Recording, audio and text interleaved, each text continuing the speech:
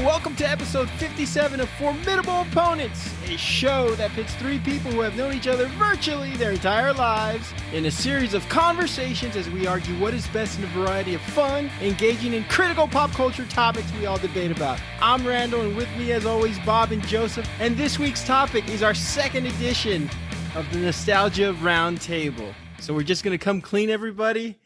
We had our guest bow out on us. Way to go, Rand. Great pick. Great choice. So not your partner, is he? So there's no typical intro this week. What we're doing this week is we're doing our second edition of Nostalgia Roundtable topic. So the way we're going to do this episode, there's not going to be a formal introduction like we normally have. We've each chosen one question. We sent out the questions to each other, and we're just going to shoot from the hip. We did have somebody who we wanted on the show. We'll get him on the show eventually, and then we'll cuss him out. But we were told, he couldn't make it, and he had a legitimate excuse. I mean, work comes before this. We want to make sure he doesn't get in trouble at his job or anything. So we'll get him on at a later date. And when we asked for some alternative dates, it just wasn't going to work. But can we, before we start, everybody, I just want our fans to know Randy's got an excellent tan. Look at that. God damn it. Oh, nice, yeah. He's tan and bronze. Jeez, he's a beautiful man. Yeah, he's been traveling. He's not so pasty anymore. He's not so pasty. He's got a nice little color to him. Oh, I was like, I really wanted to, because like you said, this is just hey, it is what it is. It's hey, this episode that we're gonna do. So I was kind of waiting for you to do your intro, and I was gonna go here with you because I wanted to fuck you up. But I was like, nah, I'll let him do it. We'd have to restart and edit on that one. So guys, this week we're going to talk I guess you could say some hodgepodge. We're going to just throw in some different topics off the cuff. We're just going to speak from the heart. Of course, me being the person I am, I had to take a few notes and make sure that I had something to prepare. But Bob, why don't you tell us a little bit about what this week's episode is going to entail? It's going to entail. I don't know if it's going to entail anything. I think it's going to be funny. Last week we talked a little bit about summer music and the best summer songs, and I thought I kind of continue the trend a little bit and kind of throw a question out there. What are some of your favorite summer movies? What do y'all usually watch in the summer? What movies remind you of summer? It doesn't have to be based in the summer, you know what I mean? But example, like Independence Day. I always think of Independence Day as far as like a summer blockbuster hit. What are some of the summer movies which ones like are your go-tos, or which one remind you of summer? I think you cannot go wrong with Vacation. You gotta think of all especially the original Vacation, which was Chevy Chase, starring Chevy Chase, written by John Hughes. Wrote that based on, I think he had a short article on the National Lampoon magazine, and went ahead and wrote a screenplay. One of the funniest movies. I have some other ones I want to mention, but I'm going to go a little deeper into them. Okay, we'll do it right now. Summer Rental. Do you guys remember Summer Rental? I remember John Candy. Yeah, of course. He's just supposed to have a good fucking time, and he just can't have a good time. Would you look at everybody else is miserable, and he's trying to make everybody have a good time? Would you look at my wife's tits? Just tell her they're perfect. Yes. One that I'd like to mention also. I mean, I think of movies. I think of John Candy in the summer. Great Outdoors is a great one. I had this one as my most underrated summer movie. What's your take on Weekend at Bernie's? It's funny, man. Yeah. You know what I think of? It's like a drinking movie. It reminds me of a movie like you're having drinks with your buddies, having a beer, and like it comes on, and you of course put it on, you turn up the volume because it's a funny movie. You know what I mean? But I wouldn't like. I need to go buy it so I could put it on so I could watch it. You know that exactly. It's for not bad, though. I think it's for a certain audience. Like its humor is very I mean, we know this is, and of course we've mentioned this all the time. It was the 80s, so a lot more stuff you can do. I mean, back then maybe not that you could do, but the things they did do, and so it's hilarious. We like to make fun of it. I mean, we don't make fun of it. We like to talk about it or quote a random line. But I think it's when you look at it now, it's kind of I don't know. Is it borderline cheesy to you? Yeah, I mean, they usually all are in the late 80s, like early 90s. I love the character that's always trying to kill Bernie, and he like can't fucking kill him. He's like, what the fuck? He keeps seeing him alive, and he's freaking out. Yeah, I love that. I think that would make some great cover art. I'm gonna have to let Creative Little Pill know. Maybe she could put us on the cover of Weekend at Bernie's. I think that'd be hilarious. What is a better necrophiliac scene, Weekend at Bernie's or Clerks? Sex with a dead corpse. I'm 37. Oh, that's horrible. That was horrible. It was very horrible. I was thinking. Go ahead. No, I was like, she was scarred for life. Yeah. So when I watch Weekend at Bernie's, the thing that comes to my mind is that when I think they made this movie, I don't think they made it with the intention of it being as a big a hit as it was. Because remember, it was all over pop culture. It was a big thing.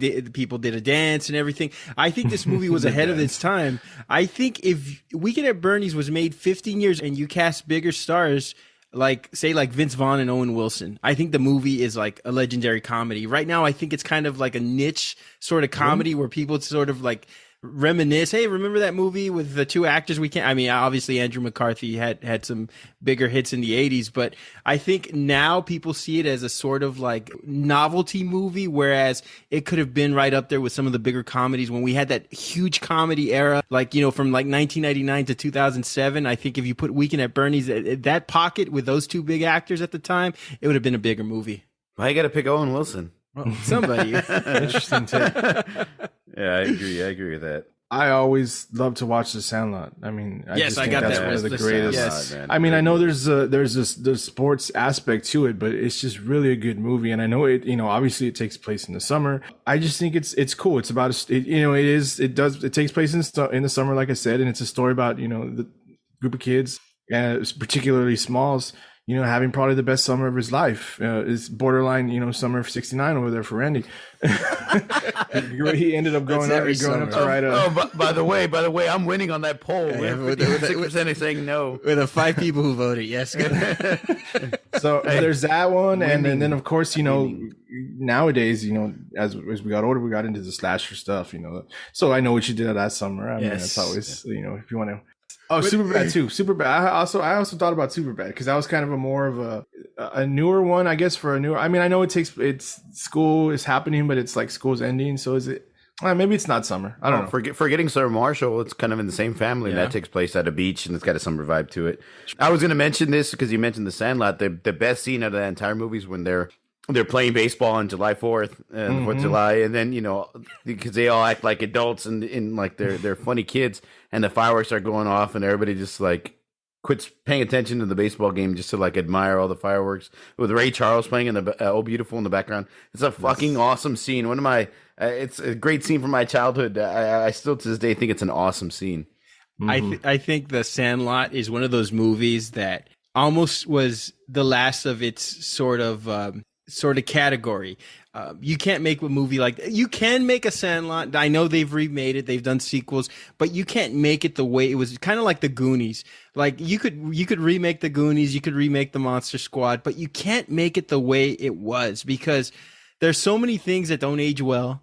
I think the Wendy Peppercorn thing which I think was the best scene in the movie. Yeah, well, I mean, but they're kids. You got to look at it through the lens of stupid kids. They're like 11-year-old kids, 12-year-old kids. They're fucking kids, man. Was Wendy Peppercorn in high school? I think she was like 16 and they were like 12. Okay, something like that. That's just let's say that she wasn't. I mean, we don't see them driving, but yeah, you know what? That's about right too. Yeah.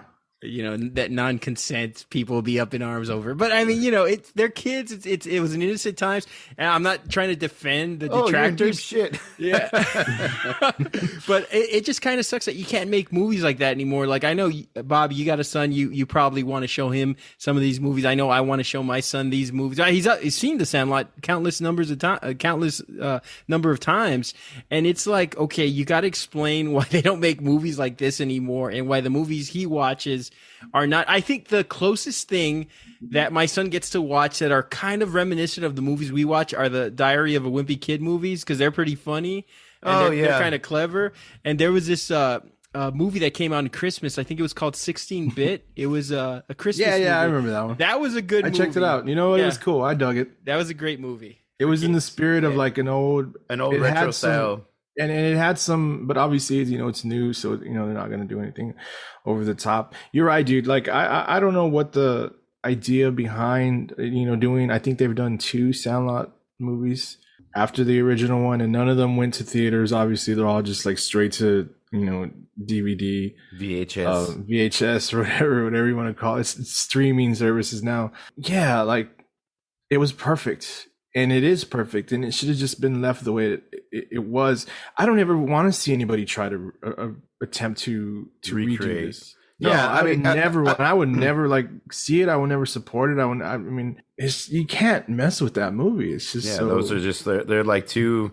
They already have a place in everybody's like mind and memory and childhood. To redo it would just kind of be like, eh. The Sandlot is nothing compared to the Bad News Bears. I mean, the Bad News Bears is fucking awesome. I mean, Walter Matthau giving the kids beer at the very end. Yeah, Yes, he gives the kids beer in the dugout. I mean, there are all these like slurs and things that you cannot say. Fucking funny, dude. Yeah, I mean, but also, I mean, he did win the championship. So come on, give him a.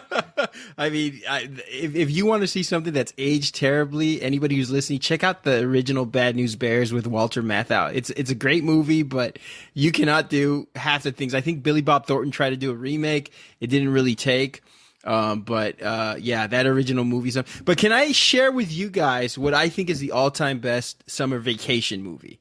Yeah, I still got mine in my back pocket too. Okay. Go ahead. All right, I'm going to share mine. The Karate Kid 2, which took place in June 1985. And let me tell you why. Daniel is dumped by Allie 6 months after their relationship, and seeing the way he acted in part one, we could see why, right? He goes to Okinawa with Mr. Miyagi. Mr. Miyagi's visiting his ailing father. Mr. Miyagi's old rival challenges him.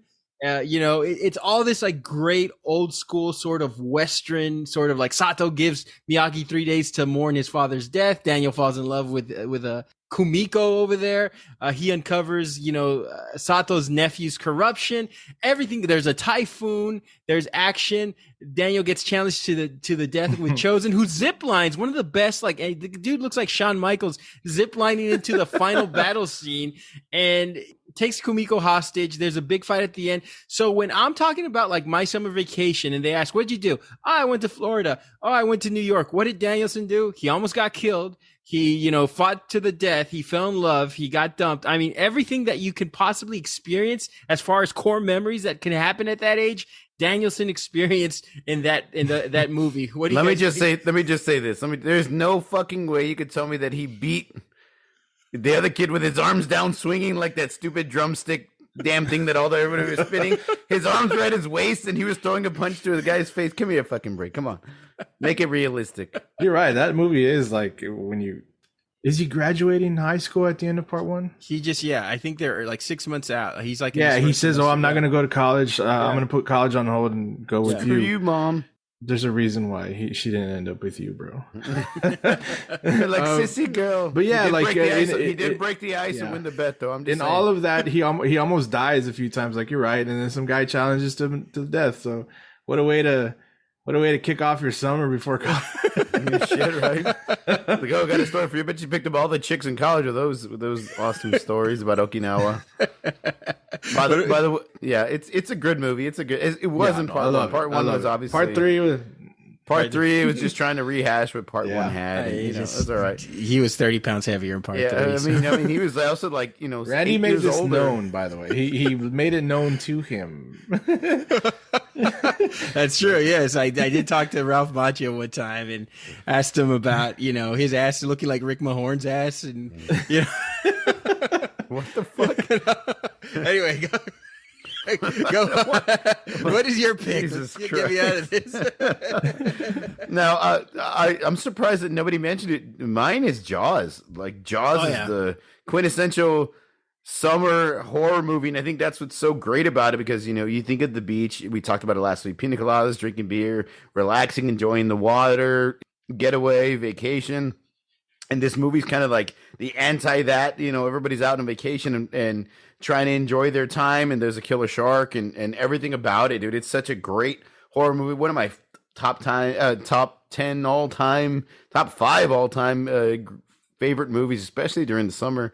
Every summer I have to watch it, and then now there was actually a thing a couple of years ago, and I'm really pissed off, Joseph, because we didn't get to do it, especially since my wife was like, I don't know if I could do this. She got real paranoid. There's this cool thing that they have in Austin. There's a water park where they give you tubes and you get to drink beer, and it's at night, and they put out a big screen and they show you Jaws. So you're floating on the water I remember while they're showing Jaws. And I was like, I'm fucking in. Like, we got to do this. Like, this is epic. They even have dudes like in scuba gear, like floating around, like pulling at people's legs during the movie.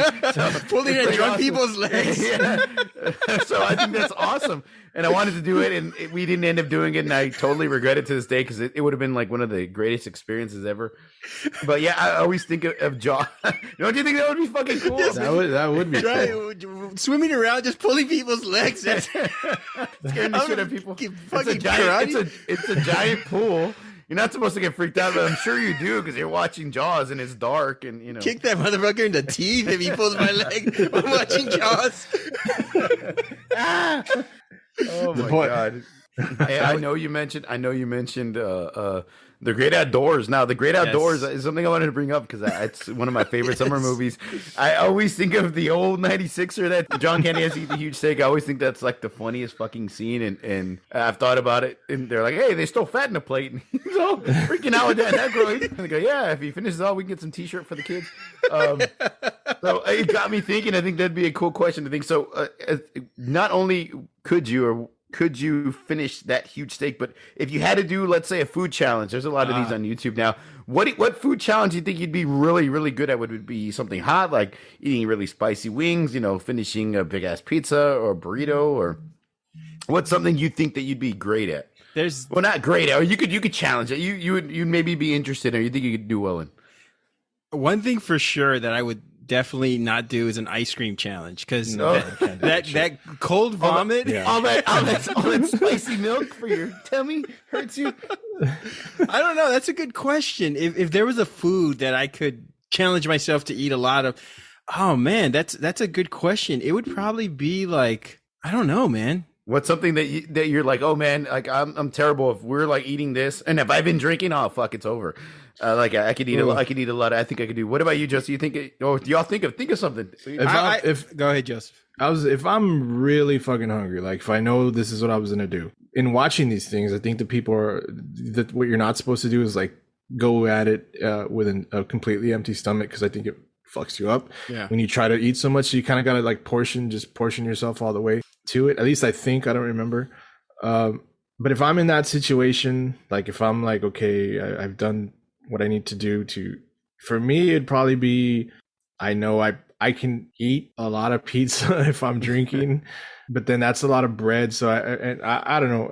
I think more so I'd probably like if somebody offered me like if it was a challenge for like money or something, and it's like, okay, here's a 50 piece of McNuggets. I'd be like, all right, let's try the McNuggets. For me, it would have to be grapes. The worst fucking challenge ever. It's a grape challenge. I think I'd be really good at eating grapes. It would be like buffalo wings or something, man. Yeah. I know like I would say like I'm gonna try it. If they're like, if you eat 50, Joseph, we'll give you $500. I'll be like, okay, but I know like probably around the 15 mark, I'll be like, oh fuck, what did I 15 my ass, motherfucker. You can eat more than 15. We can eat more than 50. That's easy. Oh, like I think you would have to have like. Are we just eating that? Or are we eating like fries? Are we eating fries and this is your made up scenario. You can do whatever you want with it. Okay, if I'm just eating nuggets and like it's not like, oh, you have to eat the fries too. I think you would need a lot of dipping. I think I would need a lot of dipping sauces. Like I would need like a variety, like honey mustard. What's sweet and sour, barbecue sauce, ketchup. Like I think if you have a variety, it'd be like it'd be better. So Ryan, you're gonna go with grapes. That's the final answer. I'd go with grapes. Grapes. Yeah. Cut in half so I don't choke. This is gonna be like, is this an elementary school challenge or what the fuck is? I think if you're giving me beer and we have like a good football game or something like. Nachos, dude, I can knock that shit. Like chips and salsa nachos. I know that's like, they're like, chips and salsa is not even the meal. Have you ever been to a Mexican restaurant down the valley? That's what you eat before you actually eat. Everybody goes through baskets of chips. But chips and salsa, especially with beer or shit. So grapes. Jesus Christ, man, grapes. Weak. No, that was it. That's all I had. I thought it'd be funny. I actually think the 96, I was thinking 96, that's what, like a 5-pound steak? 55, 60, 75, 80. Dude, it's like a 5.5, 6. It's like a 6-pound steak. Holy shit! I don't think I could do that. No way. Did he have to eat a baked potato with it, or it was just a steak? Right? No, I think it was just a steak. I love how they bring it out all dramatic from the back in like a big ass pizza pan. It's hilarious. That seems hilarious. I'm gonna have to post that. We're gonna have to post that on our Instagram. Just so we can sweaty, grabbing Dan Aykroyd's arm. No, we'll be right back after a quick break. Before we go on to our selections, we are excited to tell everyone about this episode's sponsor, Athletic Greens. Athletic Greens is foundational nutrition for just about everyone, fortified with 75 vitamins, minerals, and whole food source nutrients in just one tasty scoop. Bob, Joseph, and listeners, let me tell you, after a good 3-mile run, well, maybe good isn't the operative word for me, but after a 3-mile run nonetheless, there's one thing I have to do first. I have to replenish those lost nutrients. Sometimes after a workout or a run, I'll grab a piece of fruit, and the acidity sometimes doesn't agree with my stomach. This last time, though, I took my Athletic Greens made with quality ingredients in accordance with the strictest standards, and let me tell you, it was a game changer. Incredibly convenient, better than pills or capsules, easy to drink, and delicious. Get yourself some Athletic Greens at athleticgreens.com and use our special checkout code EMERGING. That's EMERGING.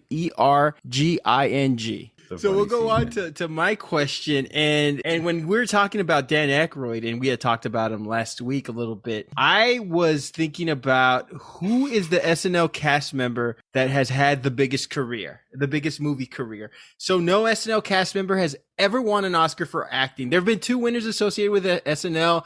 Howard Shore, who was a musical director for the score of The Lord of the Rings, and Adam McKay, who was a head writer for The Big Short. So 9 alums have been nominated for Oscars. I'm sorry. So pre-SNL, it was George Coe and Randy Quaid. Didn't count because it was before they were on SNL. Michael McKean and Kristen Wiig. One was for song. Michael McKean. Kristen Wiig was for screenplay for Bridesmaids. And then Joan Cusack was nominated for In and Out and Working Girl, both supporting. So I want to get down to this list because I think it's between these 8 actors. I think I have 8 listed here. Dan Aykroyd, who was in Driving Miss Daisy, Best Supporting Actor nomination. He did Ghostbusters, Blues Brothers, My Girl, Tommy Boy.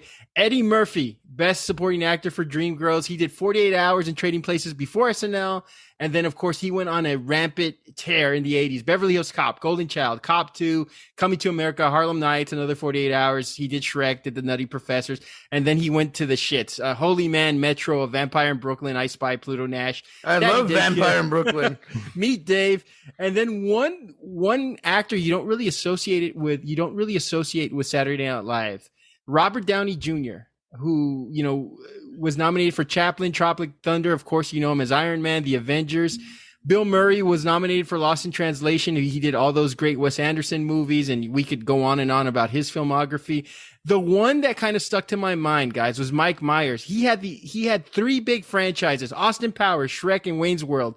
Of course, I think his best movie is How I Married an Axe Murderer, but it's not part of the franchise. The Juice Tiger. And then, of course, the last 2, Adam Sandler, who's worth $480 million more than any of the others. Of course, we know his filmography from Billy Madison to Happy Gilmore to Uncut Gems, and then he did all the shit on Netflix we don't like. Who the hell is Happy Gilmore? And then Will Ferrell, Old School, Elf, Anchorman, Talladega Nights, Step Brothers, and the list goes on and on. So anybody from this list or anybody on SNL that you felt, all right, this is the actor or the actress who's had the most success post SNL, who would you say and why? I wrote down. I wrote down about 6 people myself. I was a little hesitant with Robert Downey because I said, one season he wasn't necessarily. Yeah. So, but he was on the show. So I guess it's going to fall into that list. But I had Bill Murray. I had Eddie Murphy. I wrote Adam Sandler as well. I did write down Robert Downey Jr. like I said, and I got Mike Myers and Chris Farley. What are we defining as the biggest movie career? Oscar wins or Oscar nominations? I mean, I put Oscar wins in there as a sort of a base. Maybe biggest movies, To me, it's going to be who was doing movies or who had the most memorable movies that we still talk about to this day. That whether they made a shitload of money or not, everybody knows them. And these 6 that I mentioned, of course, each of them have numerous movies that we all talk about to this day. More so Robert Downey Jr. Obviously, we don't have Chris Farley anymore, but his movies, they were funny. I mean, we love those movies. We love Black Sheep and what was the other one? Tommy Boy. Mike Myers, of course, like you mentioned, the 3 franchises. I mean, So I Married an Axe Murderer is this hilarious movie. I don't care what anybody says. Yeah. Like the fruits of the devil, evil. Adam Sandler, he's actually he's redoing himself. Like, what's that movie that he just did on Netflix? Like Hustle. Like, I'm gonna check it out. It's it's a good movie. he's he's redefining. It's cool. I like it. I like what Adam Sandler's doing right now. He's telling everybody, the Academy, the critics, go fuck yourself. I can do. Yeah, I think that's a good point. Can I make a comment about that? Just go. I think the top two guys are obviously Eddie Murphy and Adam Sandler. But I will say this, that in most of their movies, Eddie Murphy's playing Eddie Murphy. And Adam Sandler's playing Adam Sandler. He's playing himself. Like, I think that they're not that they're one dimensional, no, because I know they've done movies where but in most of their movies, it's them being themselves, man. It's that, like, Adam Sandler plays Adam Sandler in 90% of his movies. Maybe not Hustle, or what was the one, the diamond one that you thought was Uncut really good? Gems. Uncut Gems. Have you seen? Like go ahead. Go ahead. No, go ahead. No, have you seen Reign Over Me or Punch Drunk Love? I saw Reign Over Me. That movie's he's good. That's a emotional movie there. Yeah. I thought he did. Oh yeah, Reign Over Me is fucking great. It's the 9/11 one, right? Mm-hmm. Yeah, that one's really, really good. And I'm not saying, I'm just saying, like, in most of his filmography or whatever you want to call it, he's playing himself, and so is Eddie Murphy. That doesn't mean that their movies are shit. It just means, like, they're playing a similar character. Although they're not annoying, like Will Ferrell played a similar character. Exactly. I was about to say fucking that. Shit, dude. I'm tired of seeing that. At some point, we like. Sorry, Will Ferrell, I love you. I love him as a person. That's not the character he played in the movies. We were loving the Will Ferrell movies, but then at some point they just started all being the same character, the same loud, over exaggerated character who has some sort of mental breakdown in the movie, and then I guess redeems himself in some way. It just all started to blend, and it's like and it's sad because at one point, you could have said Will Ferrell was probably one of the or is the most successful. But you know what? Go ahead. No, I was just gonna say, but it just started to fucking like blend, like you said, and like what we talk about, and it's I don't know. So in my 6 out of those, I'd put it between, if I had to do it, 3, my 3 would be Bill Murray, Eddie Murphy, and Adam Sandler. I think I'm caught in that same little fence between Adam Sandler and Eddie Murphy. You know what's crazy though about Eddie Murphy? When people mention Eddie Murphy, they mention the actor from his movies. They don't first go to the SNL Eddie Murphy. It's like, he's a great actor. Oh, he was also on SNL for 2 great seasons. He was amazing on SNL, but nobody really talks about him. They talk about how great actor, all the great movies he did, all the funny movies he did. I think that stands out. I think that says a lot about him too, that he was able to, he became a superstar after he left SNL. Not that he was really great in SNL too, from all the great skits and funny skits that he did too. But I like that they mentioned Eddie Murphy, the actor, in all his movies before they, go back to talking about like Gumby or like, Mr. Rogers' Neighborhood or whatever it was that he did on SNL. Adam Sandler too has a great little thing. I even think Spanglish was underrated. Spanglish was good, but he played like himself. he plays the same little character, really, really sensitive, really goofy, but still like himself, and he talks real soft, like he's trying to get the. Anyways, I think that. Can I help you, ladies? Yeah. A lot of people don't know this, but put your weed in it, man. Loot. I think that from Bill Hader is doing. Bill Hader, yeah, Bill Hader is doing an amazing job with this Barry series that he's done. He's won. I mean, he doesn't have Oscars, but then again, it's a TV show. He's won Best Outstanding Actor, Lead Actor in a Series. He plays the serious role and the crazy role and the sad and demented and funny. Like, it's a different kind of style of acting than what he was. He was just a big, huge goofball on SNL. And the kind of acting he's doing now is way different. And you think you got to applaud that he took a huge jump. It wasn't like, oh, he's going from a comedy, an SNL goofy comedy to a goofy comedy movie, which most of them do. That's like their easiest transition, their first transition. Mm-hmm. He plays kind of a fucked up war veteran who's also a hitman. Or a character from their series.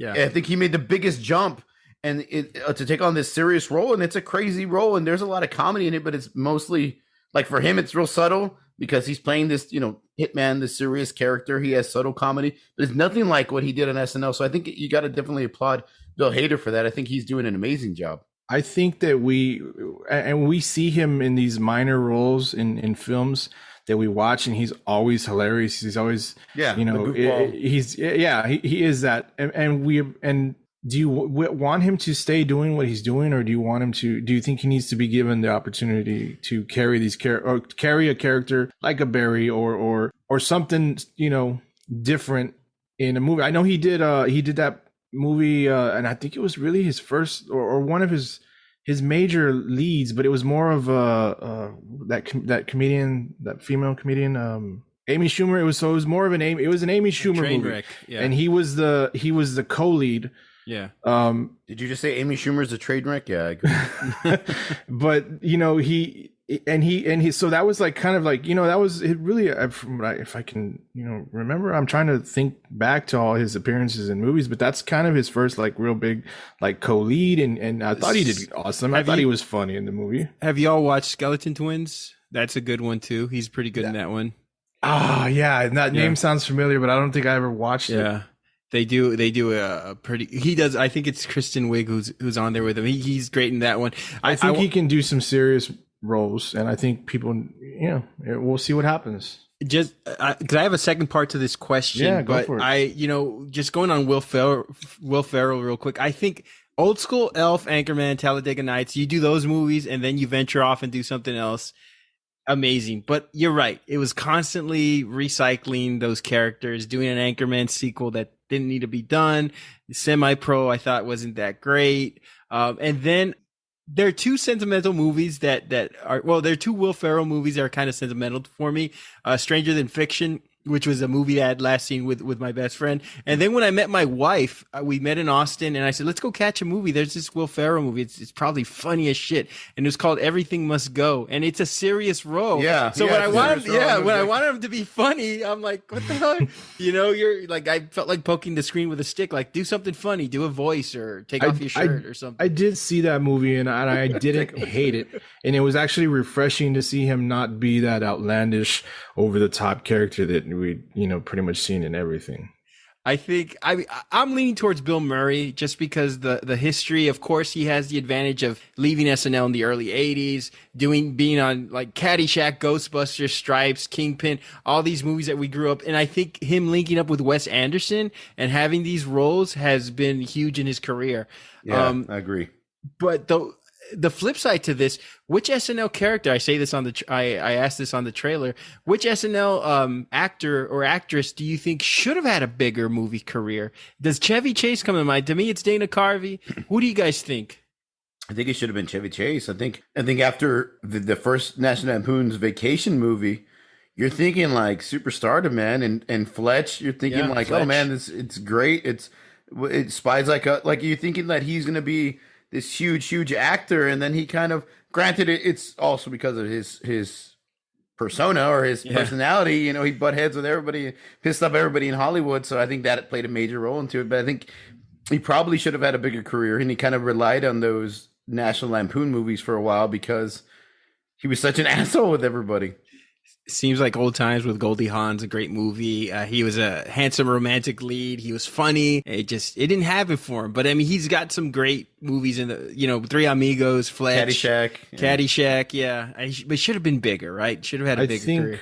I kind of wanted to say Chris Kattan, but then I started thinking about it because at one point at one point he was like, he was in every sketch. He was doing some, you know, he was doing out there, like it was borderline Will Ferrell before Will Ferrell, right? I think Chris Kattan got started before him, and that just didn't, you know, it didn't transfer over to movies. I know he's done movies. I don't know. I think right now we're kind of still waiting to see what's going to happen, and the biggest one that is going to happen is because, and I'm mentioning this because Christian Wiig, who we believe and who we all think was very funny and very hilarious on Saturday Night Live. Yeah, she's done some movies and they've been good. Like Bridesmaids was a hit. Man, Bridesmaids was huge. I thought she was going to just skyrocket. I'm waiting to see what else is going to happen from her. You know, you mentioned some of her nominations for some movies that, you know, a lot of people may not know. I think the one also right now we're waiting to see is she just left. McKenna? McKenna. Kate McKinnon. Kate McKinnon. Yeah. You've said it. I mean, both of you all said it, and I think that she should have she was ready to go. Like it was her time was done. So, and she was very hilarious. So I guess we're waiting to see. Hopefully this pans out. Like we want to see it because we're fans, so we want to see them succeed in these careers outside of Saturday Night Live. So hopefully that pans out for her. Joseph, I'm putting some stock into Pete Davidson having a big movie career. I think it's going to happen. That's not the only thing big, apparently. I'm not. I'm just not. Like, I'm done talking about that guy. Like, I'm just not a fan. I don't find him funny. I don't find it. Randy's a big fan of him and Machine Gun Kelly. I love it. Yeah.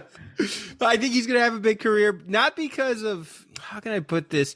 I think he's got talent, but I think he's so affable. I think people lionize him a lot. His humor. I think he's such a down to earth guy that it's just going to happen for him. Whether it's luck or dumb luck or he's at the right place at the right time, I think it's going to happen for him because of where he's at. I say? I agree. I agree with that. I agree with that in a lot of levels. Though he's another guy that just plays himself. In a lot of his skits, he played himself. The King of Staten Island is that show that he did, or that movie that he kind of plays himself. I think. Yeah. Now, I'm not saying that he's one dimensional or anything like that, but he just plays himself, and it might be good for him, but I just don't think he can do a lot of different things. But other than playing himself, like a character who's Can we agree that the only guy that doesn't play himself that's an SNL alum was Phil Hartman? He's the only guy that played a different character. Shit. There's no Phil Hartman was so out there and so fucking crazy. Then you see him like in regular color, you're like, there's no way this like, oh man. Probably the only SNL guy that could truly act was Phil Hartman, but I mean, things happen. But no, I agree with that. And I think Pete Davidson's going to have the career Andy Samberg wishes he could have. And to that's me, another one too. Like, no, Andy Samberg has a great career. He has a great TV show that's Brooklyn Nine-Nine. He did. Brooklyn Nine-Nine took off for him. It did. Yeah, he had 9 seasons? I know. He did like Hot Rod, which. It's goofy funny, so it's not really like. And I'm gonna sound like a fucking a broken record here, but he's another one that's, dude. He plays the same fucking guy and everything, like the same fucking humor, same in Brooklyn Nine-Nine and that stupid. What was that one that you said, Hot Rod, and plays the same fucking. It's like an amateur stunt. Yes, dude. He plays the same fucking dude. So I can see how people can get a little annoyed. I like him a lot, but I can see how people get annoyed with him.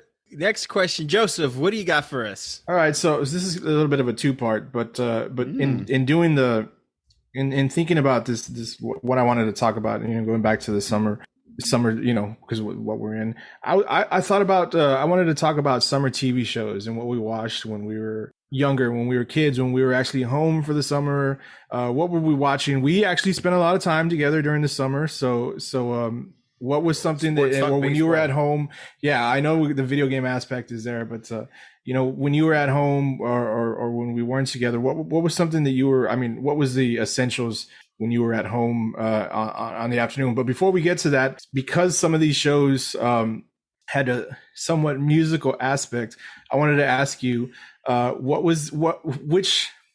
who do you think was the better TV show band? So we're going to say Zack Attack from Saved by the Bell, a great summer show that we watched during the summers.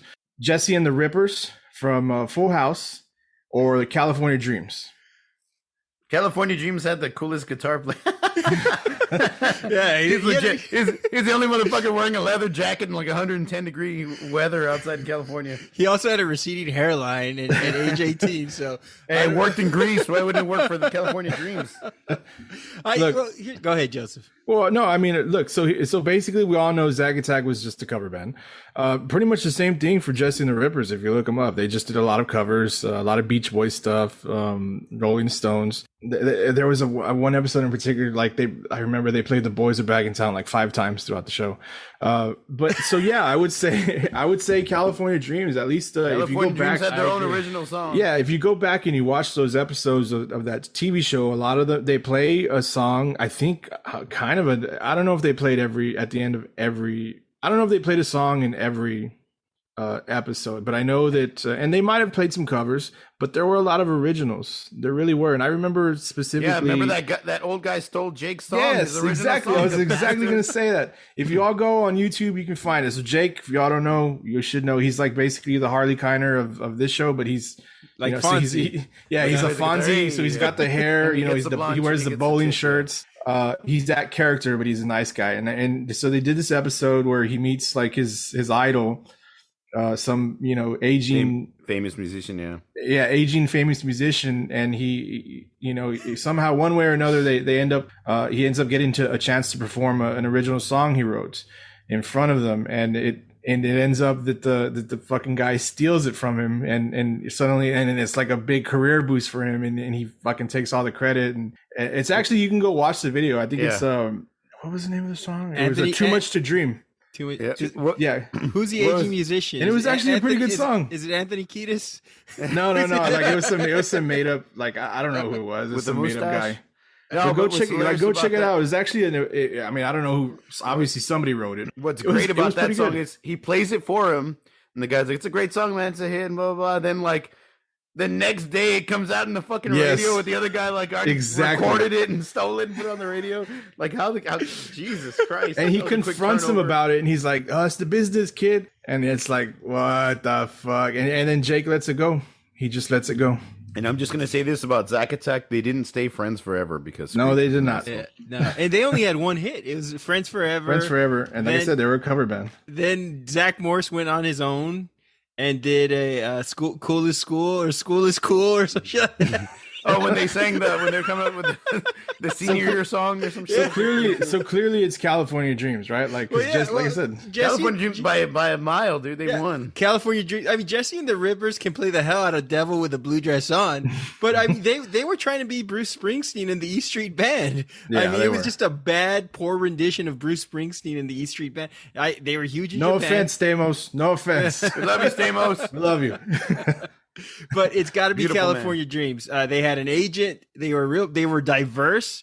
They had multiple songs. I think when you watch this TV show, unlike Saved by the Bell, which wasn't as diverse, you could be Mexican American, Asian American, African American, and you could see yourself represented. So they were. The show's underrated when it comes to that. You could be 38 years old and look at Jake and say, I could play the guitar. I could play that guy. I'm an Italian that likes leather jackets. I could do that. I mean, they were not for what they were, right? I mean, they were supposed to be a kid friendly sort of, Yeah, it was like a knockoff of Saved by the Bell. It was a good, it was like for teens. But why? When I watched it though, I was like, so we're getting into the TV show part of this. Because we all agreed it was California Dreams. Kirk Cameron plays the guitar better than Jake. I'm just saying. Kirk Cameron. Go ahead. I'm sorry. Go ahead. When I watched, some clips to. I like Lorena though. Oh yeah, Lorena Costa. What was her name? Lorena. How did she end up with Sly? I have no idea. Exactly right. How the fuck did she end up with Sly? She was in Jackie Brown first scene. She used to be. She was with Jake, and then Jake dated everybody. State Farm.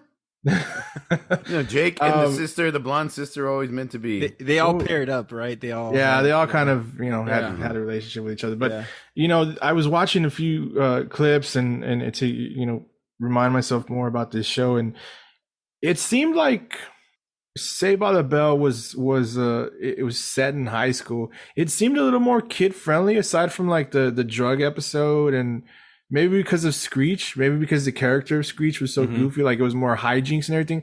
I know there's that aspect with California Dreams with the Sly character, because the Sly character was supposed to be the Screech, but he wasn't as like he wasn't as nerdy. He was just he was just a goofball. While they're both set in a high school setting, I would say California Dreams was maybe for the legit junior high school kids. Here's what I think. I think with Saved by the Bell, they cast actors who were the age of high school characters. I think when California Dreams came around, which was 92, which was right at the tail end of Saved by the Bell, they decided to cast older actors as high school characters. That's why I think it was more relatable and it didn't look as kid friendly. You can still watch it. You're in high school, you could still watch the show, and just like you could if you're in 7th grade. Yeah, I mean that one. Remember the show was centered on the brother and the sister, Garrison, and I don't know what the original. What was it? Season 1? I think he left by season 2. Like it was a whole. I think the sister left situation. in season 2, and then the brother left in season 3 or something like that. They got rid of the family first in season 1, then season 2 the sister who had like the bob cut, and then the just brother. Like my hair. Yeah.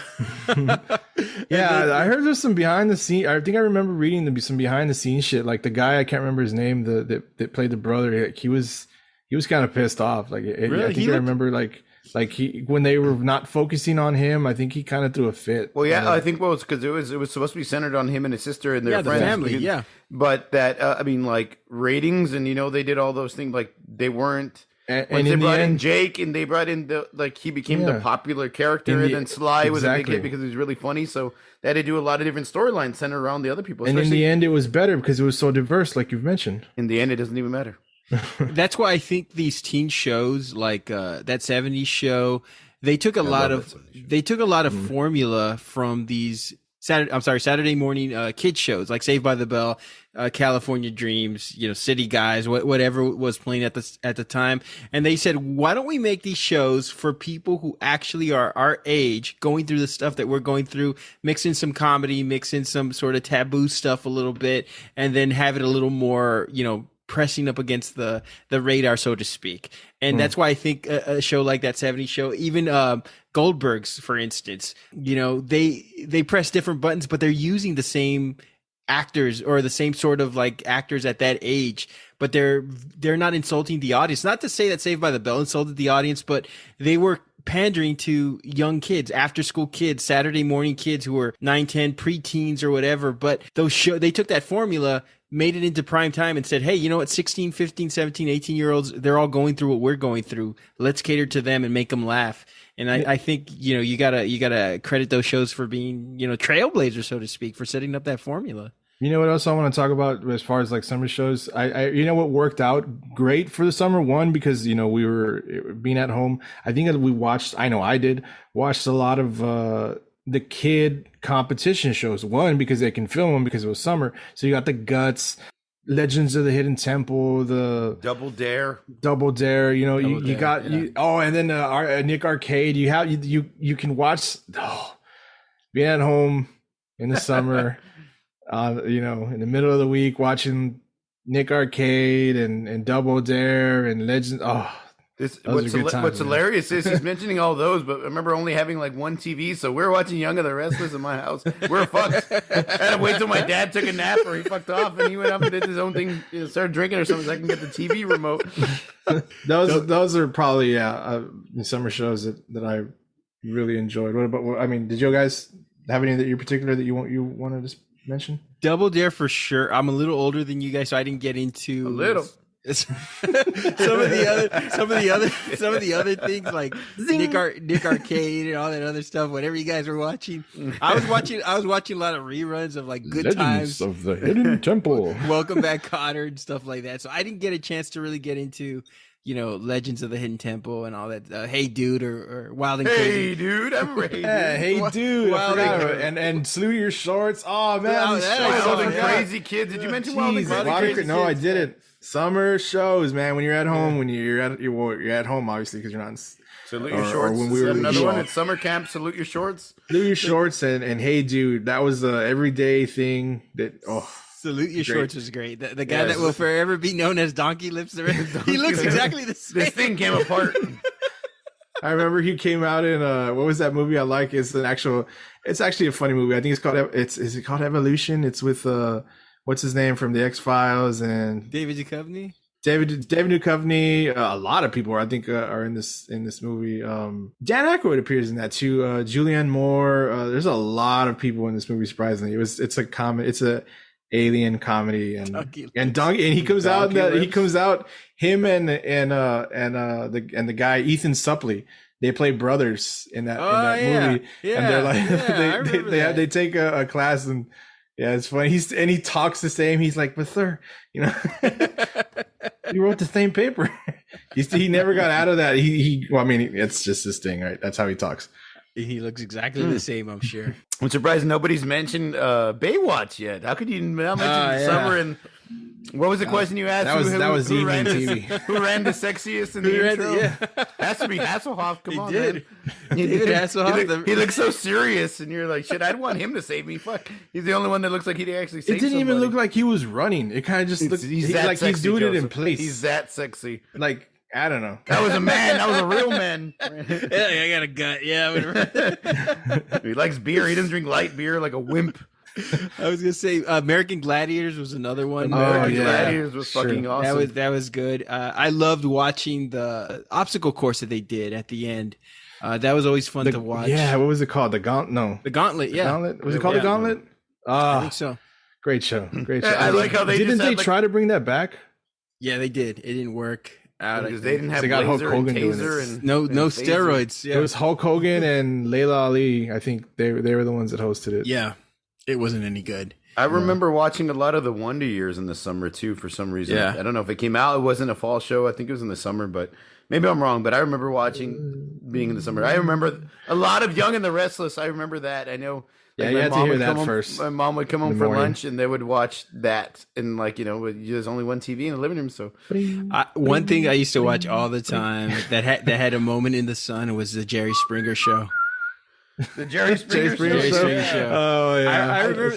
Go ahead. Go ahead. No, go ahead. I remember when I stopped watching it because you know how it got like, okay, wow, you know, Jerry's really digging in. He's a man of the people, and you know, then fights would break out. Then the topics got more and more outrageous. I remember the last show I watched. So the last show I watched were these little people, and they were in the KKK. And they were coming out and they were screaming "white midget power." And I was like, "All right, I swear you can look it up. It's probably on YouTube." I was like, "I gotta stop watching this shit. I mean, this is poison for my brain." That is hilarious, man. That is fucking hilarious. Like, what kind of like? I mean, that subset, that population, what wanted that sort of evil I representation? like how you were so politically correct with them too. Oh, these little people, these little white little KKK, fucking shit. You gotta be so polite with these guys. Racist. But I mean, it wasn't okay. But it was all staged, right? It had to be, Yeah, I It had to hope be, so. yeah.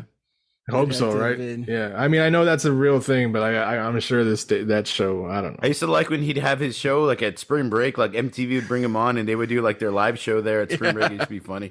Yeah. Did you remember MTV that? used to do that good, really well. You remember that story where those three people they conned their way onto the show. on the show and saying like, you know, the best friend cheated on the girlfriend and everything Yeah. like that. They did, and they But pretended to fight and They conned the even show. fought. Yeah. And they got paid. I think they got paid to be on the show, so it worked out really nicely for them. Well, Bob, two of your neighbors were on, not Sally, Jesse, Raphael. What was that other show?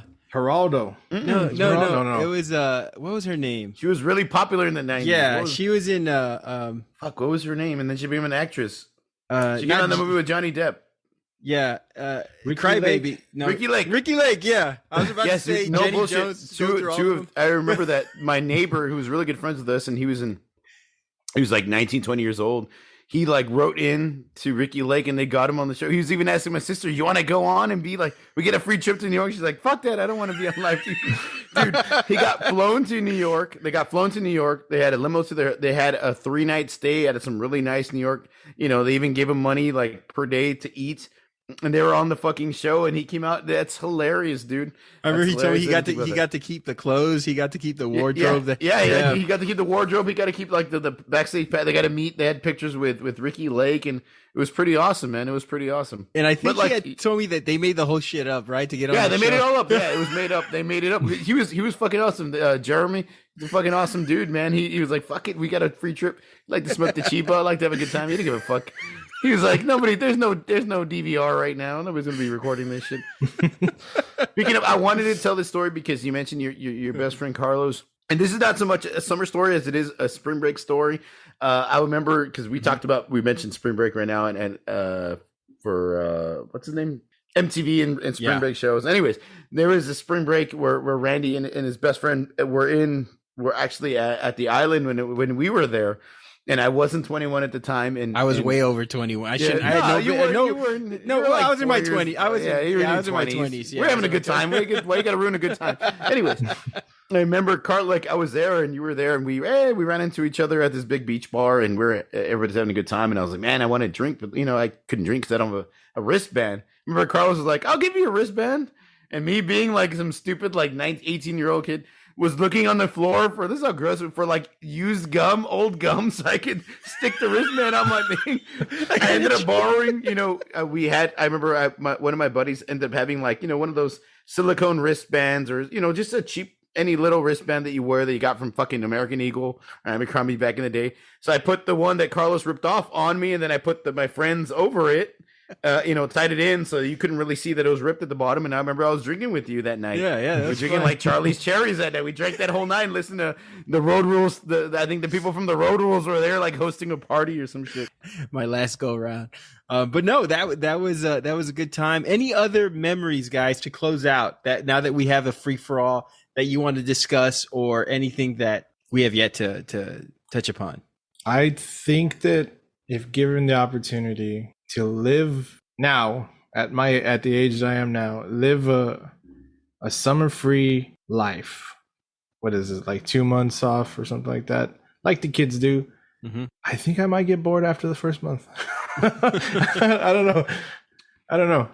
Remember, you also stay up till like 2 or 3 in the morning watching TV shows. This is where you can binge watch all your shows all day long.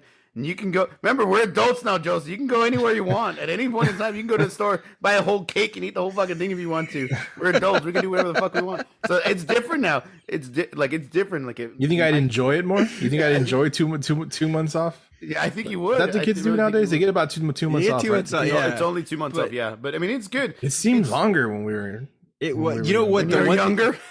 I remember, and I can't believe I'm sure, but we used to get the HBO guides every month. We used to get June, July. I remember when we would get the August one, I started crying because I didn't want to go back to school. I was like, it had Red Dawn. I was like, I'm not gonna watch this fucking movie. Fucking go back to school. Wolverines. No, and you know what? And real quick, I want to say, summer was really the best time too, because we all like we've said, Randy says every episode, and since we've said from the beginning, we've known each other virtually all our lives. Bob and I grew up together, but we didn't go to the same schools in elementary, so we didn't actually start going to school until 6th grade and 7th grade. So in the summer, since me and him were in different schools, in the summer when we were off, we would get to hang out.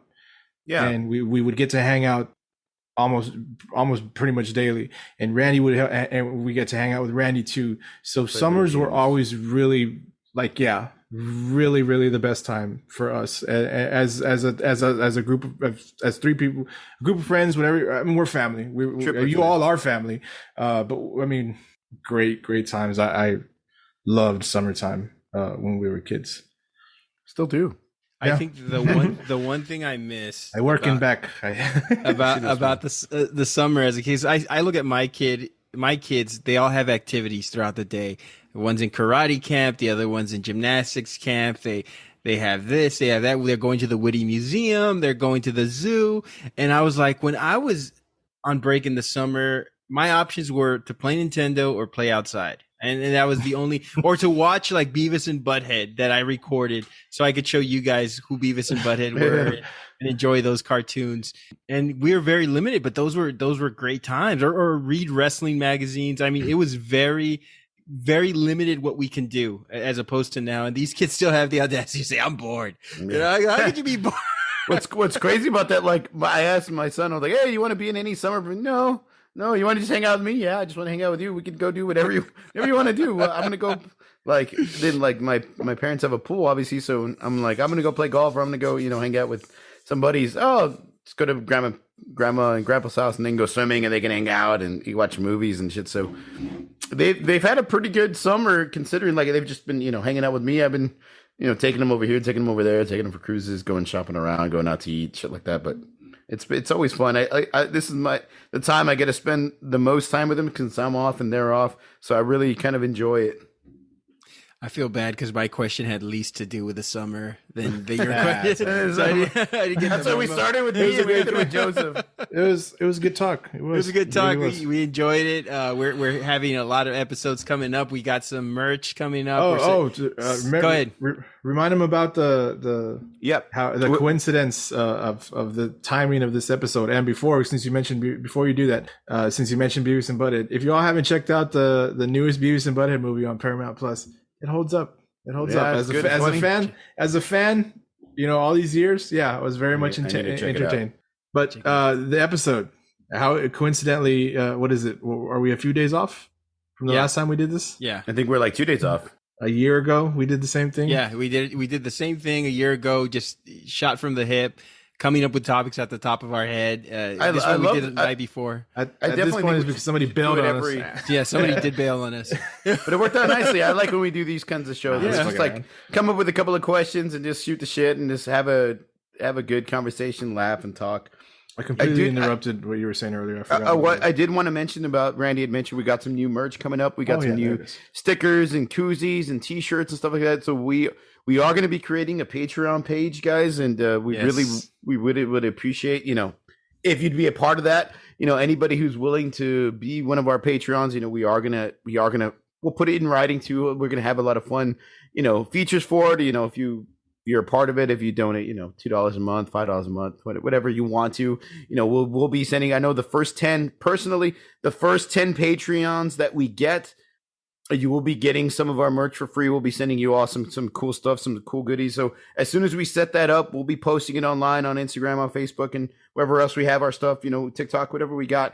And the first 10 Patreons we get, we will be sending you all some merch just so we can get the party started. We really would be super appreciated for anything you do, any kind of donation, anything that you want. And I think this is really cool. I think this is a big start to it. I know we're going to have a lot of cool things and have a lot of great interactions with our Patreons, and maybe you all can help us come up with topics or questions, any little things for our episodes, give you all shout outs. So we're going to get that started, guys. Hopefully you all want to be a part of that. That'd be really, really cool. We'll definitely get that started. And we had talked about raffling off a spot to be on our show. You pick the topic and we'll get together and share our, I guess you could say, our method and what we do to sort of do pre-production on the show. So you'll get the inside scoop in that.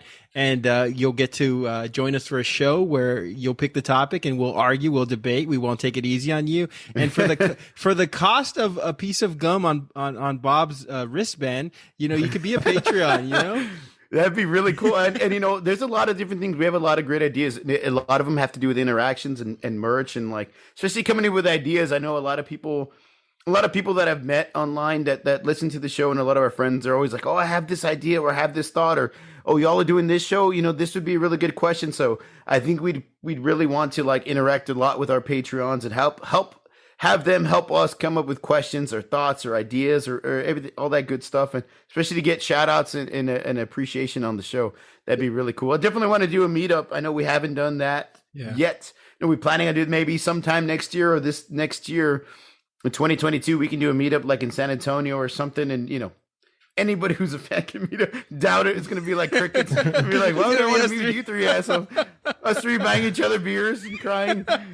But yeah, I think this is a great opportunity to help the channel grow, help our podcast grow, and hopefully you all be a part of it. So be on the lookout for that. Great stuff coming down the pipe. That's our show, everyone. Listeners, we'd love to hear from you.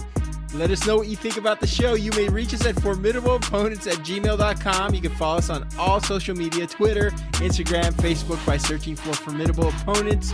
Want to thank Creative Little Pill for all the artwork. She does not only the artwork for our cover art, she's doing it for our merchandise as well. So big shout outs to her. Please follow her on Instagram at Creative Little Pill. And join us next episode as we will be debating best Metallica song. Very timely. Oh, shit. Yes. Bob and Joseph. It's going to be a good one. We will talk to you guys. We will see you guys next week. I forgot what I was going to say. Jake is the popular one. I think I was going to go processing nicely.